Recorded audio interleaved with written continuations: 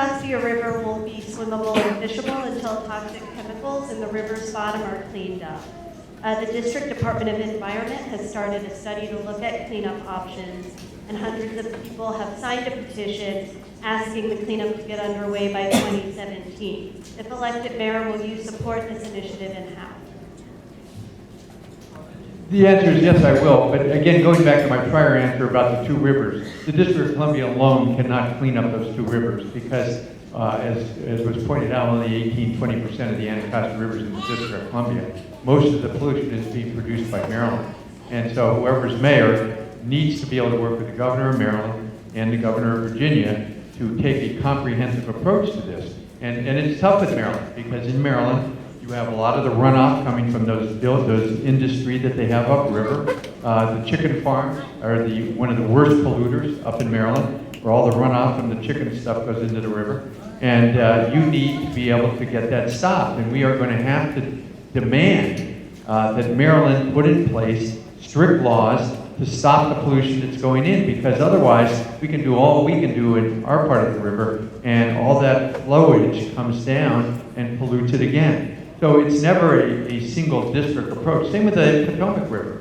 Again, a very small portion of the Potomac River flows to the District of Columbia. It's upriver where much of the pollution is taking place that has to be stopped. Now, during the Lyndon Johnson administration 100,000 years ago, they did start efforts, remember Lady Bird, to get the Potomac River semi-cleaned up. And that's why, in many respects, the next mayor has to be able to work on a federal level and get all the jurisdictions who are involved here to cooperate to get this done. But certainly anything I can do in the District of Columbia, I will do to get it done. We are all committed. I use the river all the time. I'm a member of Jack's Boat Club, no relation to Jack. But down in Georgetown, use the river all the time. And it is sad that it is not better than it is. Much better than it used to be, but not better than it is. Mr. Wells, I'm going to answer your question. What you're asking us to do, which I support 100%, that we have to go through the sediment. We have to figure out what the toxics are that all through in the silt and the sediment, and then we have to identify who is responsible for getting it there.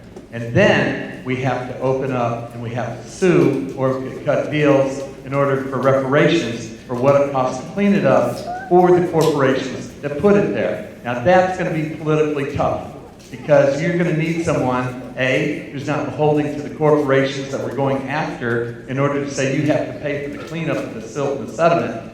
And, 2017 will be, it's fast, but it's doable. And I want to give credit to the Department of the Environment, who's already starting this off and kicking it off. I don't know how much support there's been at the top, because people don't want to know in their time here who put the toxics in there. And so I absolutely will support it, but I also know what that means. When we find out what's in there and who put it there, we have to go get them to pay for the cleanup of that. Absolutely. All right, anyone else? So, I'm going to associate my comments with those of Councilmember Evans. Certainly, I will support the DC Department of the Environment. I think they're on the right track, and so I would do everything possible as mayor to make sure that they're able to fulfill their mission. But I also believe that it is going to take regional cooperation as well. And one thing I would add to Mr. Evans' answer is that we also have to work through the Council of Governments as well, because it's a regional effort that is going to have to be put in place for us to clean up all these rivers and make sure that we all have a better quality of life in the area. But it does start at home with the DC Department of the Environment. I will support you 100%. Thank you. I want to take someone from the back. All right, so I see your hand up, lady. You have on a red sweater. Why don't you stand up? Yes, I'm looking at you. Okay, all right. Sir, my apologies. Thank you very much.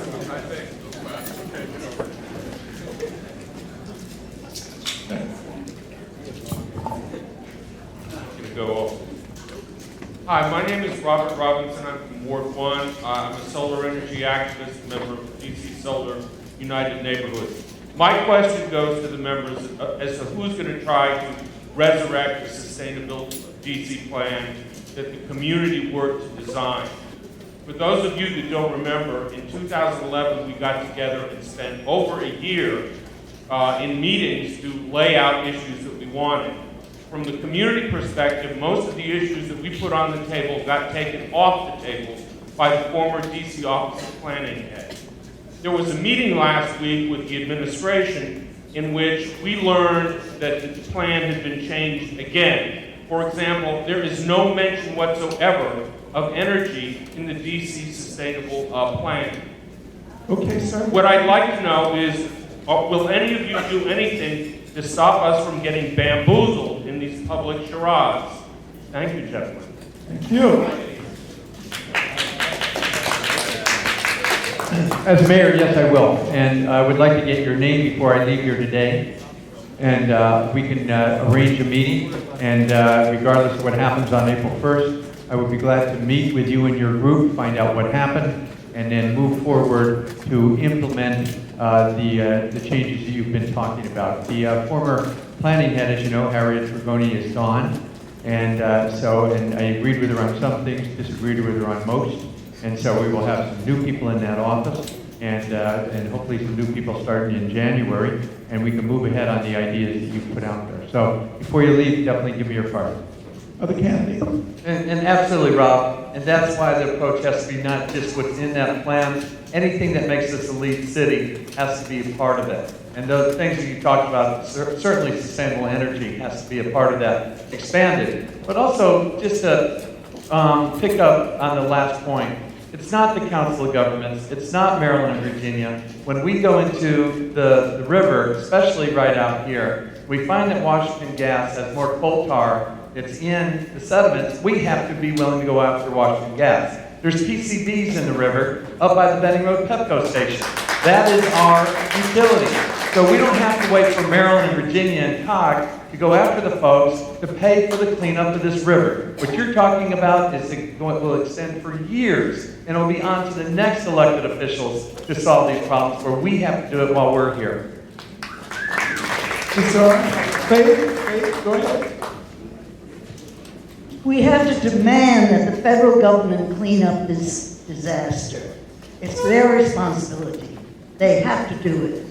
And the city has to get together and vote to make the federal government take care of all of this business. Thank you. Thank you. Mr. Orange. I think with Rob's question, I think it's a very good question, because a lot of times when you read what's taking place, it sounds good. Like this right here in the mayor's letter, the Clean and Affordable Energy Public Engagement Enhancement. The act would amend the Clean and Affordable Energy Act to create a broad public engagement venue that will allow district residents and engaged stakeholders to participate in an open public process each quarter that allows for information sharing and program examination. But it doesn't tell you what it's going to eliminate. It's going to eliminate the Sustainable Energy Utility Advisory Committee that's there every step of the way, 365 days a year. They want to get the public out of this. So what they want to do is they want to call you in every quarter. So you come in four times a year, and you get engaged, like we have this meeting here tonight, and then that's it. As opposed to, by law, under the Clean and Affordable Energy Act, there is a Sustainable Energy Utility Advisory Board that gets to oversee and makes input into the process.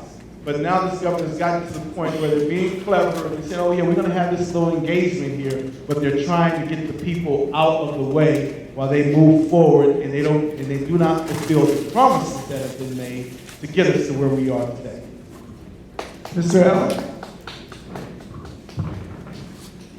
But again, the young man said correctly, he's being bamboozled every day, because as a matter of fact, every 4 years they come, they tell you they're going to do something for you, they don't do it. And the reason why is because, as a matter of fact, that they're dealing with the corporations who basically stop them from moving forward with these plans. So we've got to make sure that we look at what's going on, and we make sure that we as citizens, get on top of the council and get on top of the mayor. And when we're asking for something to be done, it needs to be done, especially when it deals with the environment, because the environment is very important to us. It's because, again, we want to make sure that everything as far as the environment is concerned is taken care of us. Thank you. Okay, I'm going to ask a question. There is a innovative device.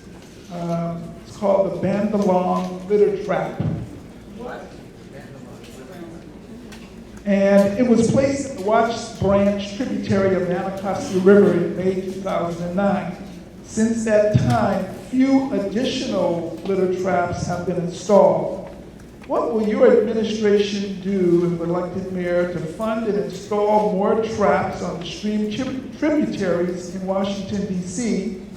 Furthermore, actively advocate in Annapolis for more funded traps in the state of Maryland upstream from the Anacostia? And how many traps will be installed at the end of your 4-year term? Mr. Wells. That's a great question. Bandalong is, I guess they were truly made in Australia, and I was there when they put the one in at Watts Branch. And the thing about it is that it's funded with the bag bill. With your money, that extra, 4 cents, the stores get to keep 1 penny to 4 cents. It creates a $2 million a year fund. That creates these bandalongs, which are litter traps on our tributaries to keep the trash out of the river. And then we have groups like Groundworks Anacostia, which employs young men and women from the neighborhood to go clean the traps out. And we need to keep certainly funding more and more traps. Let me say, we don't have to wait for Maryland and Virginia. That was initially what the lobbyists said why we should not pass the bag bill.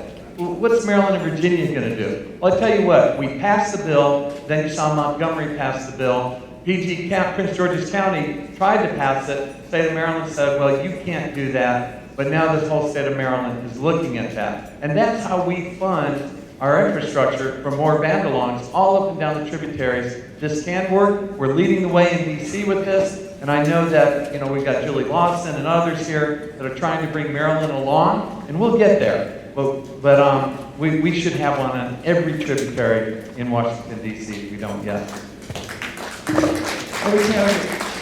Okay, let's see some other hands. All right, why don't we take this lady right here? Yes. Say your name, please. Nina Dodge, Ward 4, and I'm very sorry that our Ward 4 rep isn't here. My question is about indoor air quality, and which is an environmental, very strong environmental factor, as we all know. And yes, we've dealt with asbestos, we've dealt with some other agents, nefarious agents, but there are plenty left in our homes, in our schools, in our public buildings, and as well as other private ones. Early child development is seriously impacted by poor air quality. And in fact, the ability of a child to learn, and to a certain degree his and her brain formation, is incredibly strongly impacted. And the educators nationally, I'm sure internationally as well, have come to the conclusion that air quality can be the single most important factor on the educational development of a child. So we are redeveloping our schools. We have an incredible opportunity to get the air quality right. I'm talking about the air quality, the materials that we use to paint them, the floors that we use. And that applies to affordable housing. And I want to know the awareness that our candidates have of this issue. Thank you. Thank you. The question is, what's your awareness? No, the awareness is it's very much on the forefront of everything we do in building. When you're talking about renovating schools, libraries, firehouses, affordable housing, all of that, we take into account the most advanced now air quality initiatives to make sure that anything we do is up to standard. And so I'm not sure if the question is that, are we aware of this and are we doing it? Absolutely. And you look at the buildings that were built in the years prior that does have the asbestos, the lead pipes, all of those things that have had a detrimental effect on children and residents in these buildings, and we have moved so far away from that. So and under any administration, I'm sure my colleagues would say the same thing. We would be aware of it, we would be on top of it, we would make sure that anything that we are involved in, or anybody else, the regulations are in place, anybody else building anything has to do it within the standards that are now existing. Another candidate? Yeah, I would just echo the same statement that Mr. Evans has indicated. I know for a long time, mold in the buildings was a major problem. You know, everybody was concentrating on lead, but the mold problem in a lot of our buildings was a major problem. And that's why I've indicated earlier, when we go out and build this $1 billion of affordable housing over the next 10 years, that absolutely that we take what we've learned from the past and make sure that we continue to move forward, that we continue to put in new